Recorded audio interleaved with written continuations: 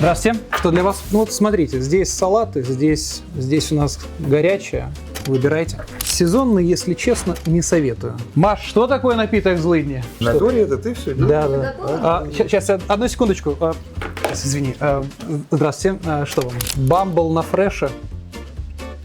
Да я откуда знаю, вкусно он или нет, я не пробую. Сироп, корица, десерты. Слушайте, поесть это, если честно, следующая кофейня. У нас завтраки такие себе. Что-нибудь еще?